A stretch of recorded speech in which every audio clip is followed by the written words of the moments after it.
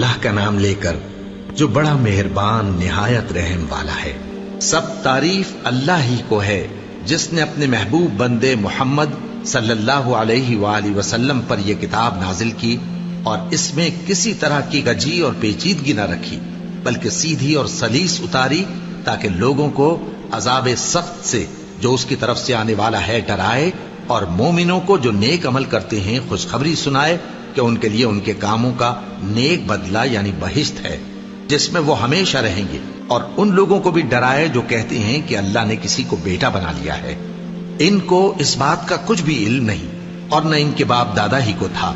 یہ بڑی سخت بات ہے جو ان کے منہ سے نکلتی ہے، اور کچھ شک نہیں کہ یہ جو کچھ کہتے ہیں محض جھوٹ ہے۔ اے پیغمبر، اگر یہ اس کلام پر ایمان نہ لائیں تو شاید تم ان کے پیچھے رنج کر کر کے اپنے تئیں ہلاک کر دو گے۔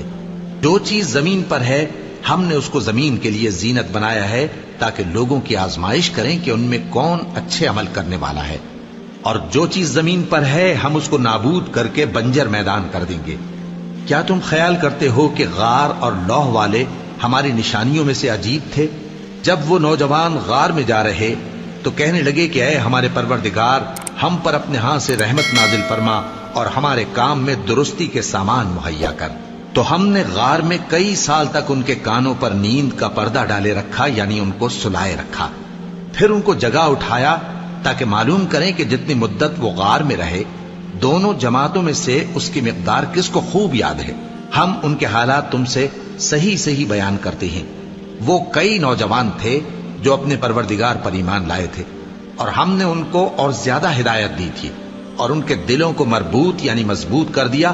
جب وہ اٹھ کھڑے ہوئے تو کہنے لگے کہ ہمارا پروردگار آسمانوں اور زمین کا مالک ہے، ہم اس کے سوا کسی کو معبود سمجھ کر نہ پکاریں گے۔ اگر ایسا کیا تو اس وقت ہم نے بے عقلی کی بات کی۔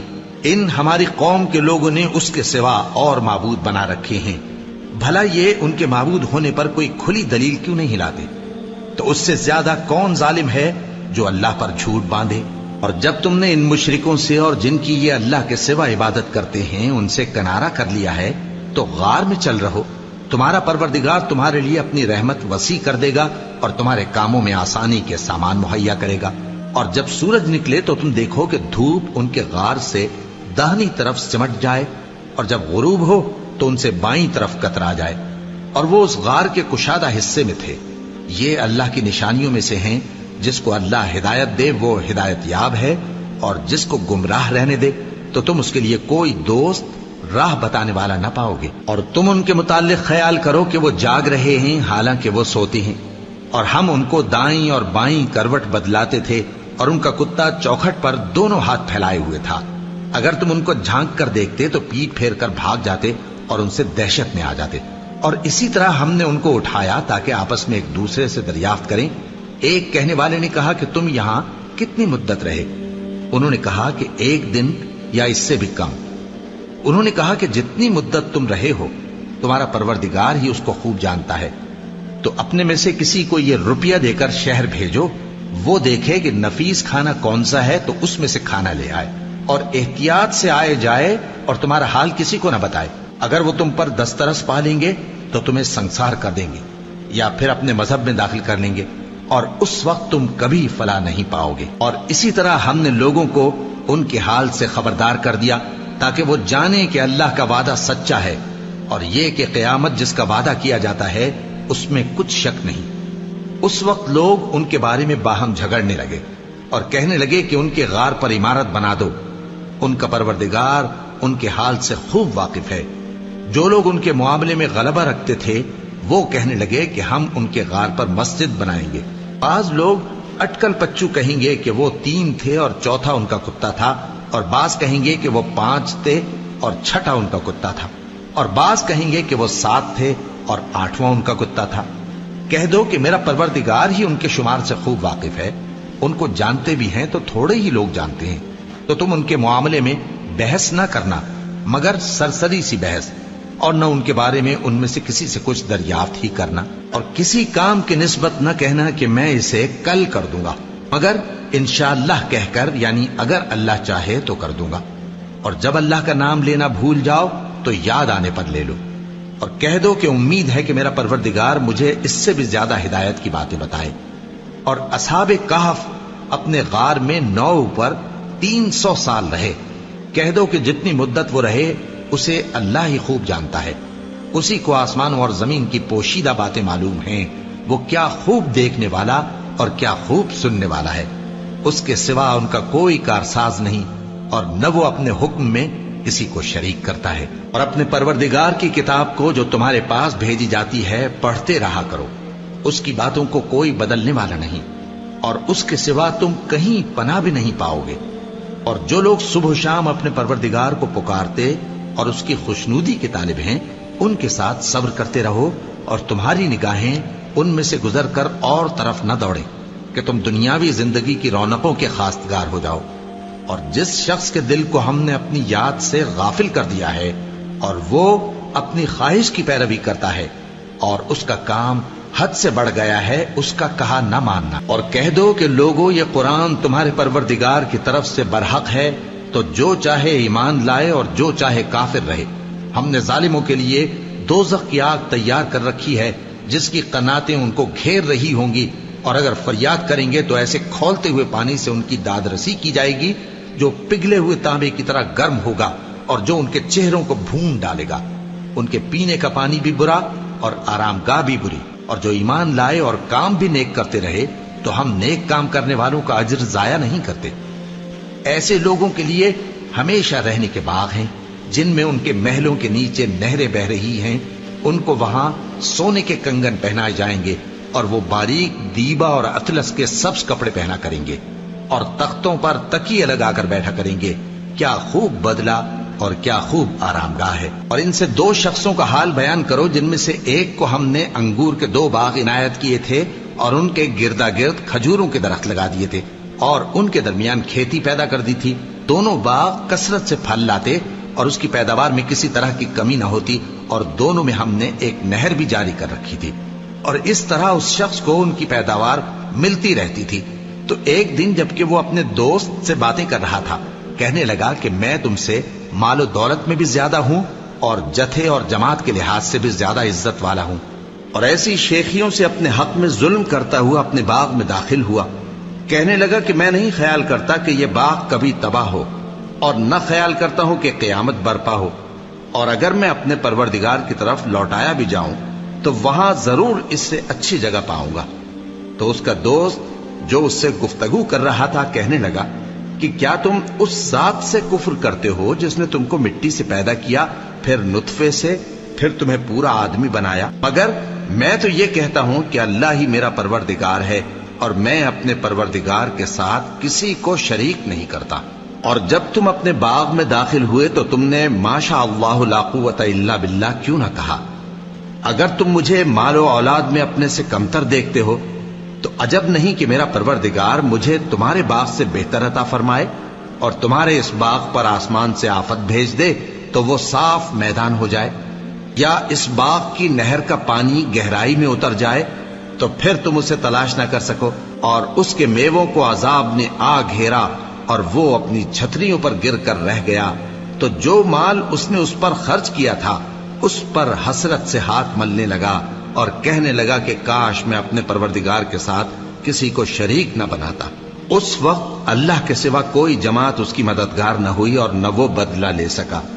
یہاں سے ثابت ہوا کہ حکومت سب اللہ کی ہے، جو معبود برحق ہے وہی بہترین ثواب عطا کرنے والا اور بہترین انجام لانے والا ہے۔ اور ان سے دنیا کی زندگی کی مثال بھی بیان کر دو کہ وہ ایسی ہے جیسے پانی جسے ہم نے آسمان سے برسایا تو اس کے ساتھ زمین کی پیداوار مل کر نکلی، پھر وہ چورا چورا ہو گئی کہ ہوائیں اسے اڑاتی پھرتی ہیں، اور اللہ تو ہر چیز پر قدرت رکھتا ہے۔ مال اور بیٹے تو دنیا کی زندگی کی رونق و زینت ہیں، اور نیکیاں جو باقی رہنے والی ہیں وہ ثواب کے لحاظ سے تمہارے پروردگار کے ہاں بہت اچھی اور امید کے لحاظ سے بہت بہتر ہیں۔ اور جس دن ہم پہاڑوں کو چلائیں گے اور تم زمین کو صاف میدان دیکھو گے، اور ان لوگوں کو ہم جمع کر لیں گے تو ان میں سے کسی کو بھی نہیں چھوڑیں گے، اور سب تمہارے پروردگار کے سامنے صف باندھ کر لائے جائیں گے، تو ہم ان سے کہیں گے کہ جس طرح ہم نے تم کو پہلی بار پیدا کیا تھا उसी तरह आज तुम हमारे सामने आए, लेकिन तुमने तो ये ख्याल कर रखा था कि हमने तुम्हारे लिए क़यामत का कोई वक्त मुकर्रर ही नहीं किया, और आमाल की किताब खोल कर रखी जाएगी तो तुम गुनाहगारों को देखोगे कि जो कुछ उसमें लिखा होगा उससे डर रहे होंगे और कहेंगे, हाय शामत, ये कैसी किताब है कि न छोटी बात को छोड़ती है न बड़ी को, कोई बात भी नहीं मगर उसे लिख रखा है, और जो जो अमल किए होंगे सबको हाजिर पाएंगे, और तुम्हारा परवरदिगार किसी पर जुल्म नहीं करेगा। और जब हमने फरिश्तों को हुक्म दिया कि आदम को सजदा करो तो सब ने सजदा किया मगर इब्लीस ने न किया। वो जिन्नात में से था तो अपने परवरदिगार के हुक्म से बाहर हो गया। क्या तुम उसको और उसकी औलाद को मेरे सिवा दोस्त बनाते हो, हालांकि वो तुम्हारे दुश्मन हैं, और शैतान की दोस्ती जालिमों के लिए अल्लाह की दोस्ती का बुरा बदल है।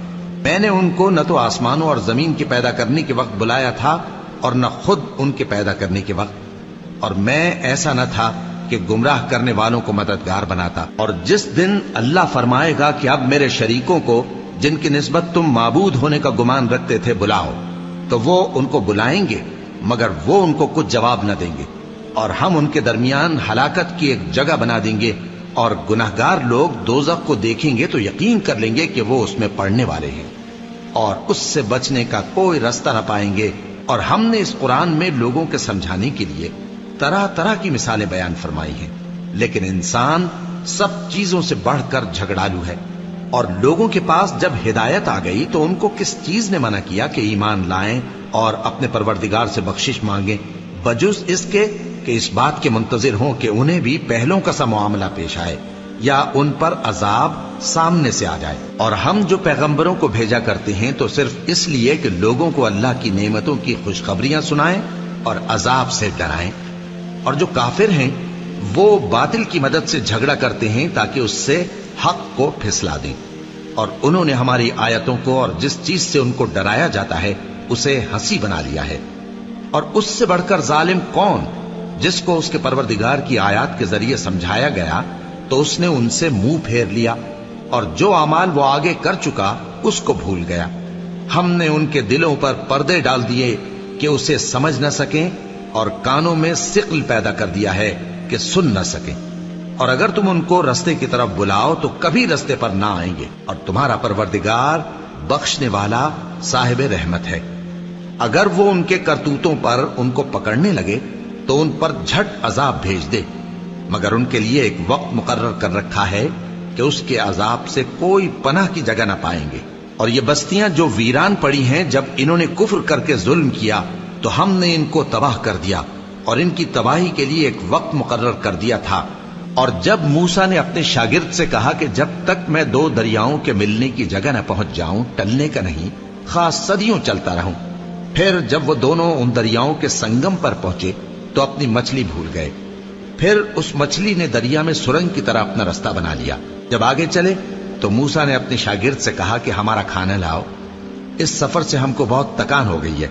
उसने कहा कि भला आपने देखा कि जब हमने उस चट्टान के पास आराम किया था तो मैं मछली वहीं भूल गया, और मुझे आपसे उसका जिक्र करना शैतान ने भुला दिया, और उस मछली ने अजीब तरह से दरिया में अपना रास्ता बनाया। मूसा ने कहा, यही तो वो मकाम है जिसे हम तलाश करते थे। तो वो अपने पांव के निशान देखते देखते लौट गए। वहां उन्होंने हमारे बंदों में से एक बंदा देखा जिसको हमने अपने हाथ से रहमत खास से नवाजा था और अपने पास से एक खास इल्म बख्शा था। मूसा ने उनसे, जिनका नाम खिज्र था, कहा कि जो इल्म अल्लाह की तरफ से आपको सिखाया गया है, अगर आप उसमें से मुझे कुछ भलाई की बातें सिखाएं तो मैं आपके साथ रहूं। खिज्र ने कहा कि तुम मेरे साथ रहकर सब्र नहीं कर सकोगे, और जिस बात की तुम्हें खबर ही नहीं उस पर सब्र कर भी कैसे सकते हो। मूसा ने कहा, अल्लाह ने चाहा तो आप मुझे साबिर पाइएगा और मैं आपके इरशाद के खिलाफ नहीं करूंगा।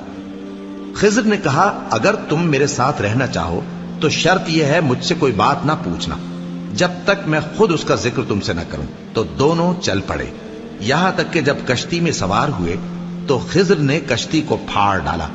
मूसा ने कहा, क्या आपने इसको इसलिए फाड़ा है कि सवारों को गर्क कर दी? ये तो आपने बड़ी अजीब बात की।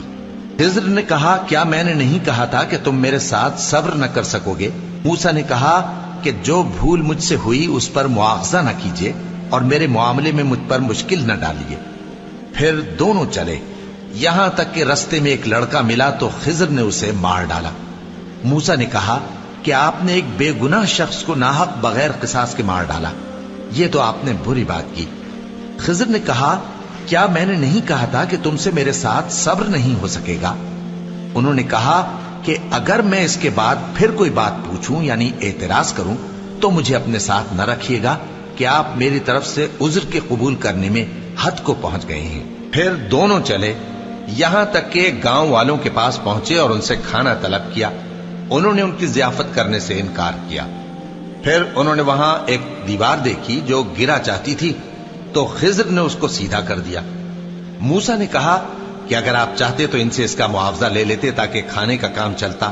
خضر نے کہا کہ اب مجھ میں اور تم میں علیحدگی، مگر جن باتوں پر تم صبر نہ کر سکے میں ان کا تمہیں بھید بتائے دیتا ہوں کہ وہ جو کشتی تھی غریب لوگوں کی تھی جو دریا میں محنت کر کے یعنی کشتیاں چلا کر گزارا کرتے تھے، اور ان کے سامنے کی طرف ایک بادشاہ تھا جو ہر اچھی کشتی کو زبردستی چھین لیتا تھا، تو میں نے چاہا کہ اسے عیبدار کر دوں تاکہ وہ اسے غصب نہ کر سکے۔ اور وہ جو لڑکا تھا اس کے ماں باپ دونوں مومن تھے، ہمیں اندیشہ ہوا کہ وہ بڑا ہو کر بد کردار ہوگا تو کہیں ان کو سرکشی اور کفر میں نہ پھنسا دے، تو ہم نے چاہا کہ ان کا پروردگار اس کی جگہ ان کو اور بچہ عطا فرمائے جو اخلاقی پاکیزگی میں بہتر اور محبت میں زیادہ قریب ہو۔ اور وہ جو دیوار تھی سو 2 یتیم لڑکوں کی تھی جو شہر میں رہتے تھے، اور اس کے نیچے ان کا خزانہ دفن تھا، اور ان کا باپ ایک نیک آدمی تھا۔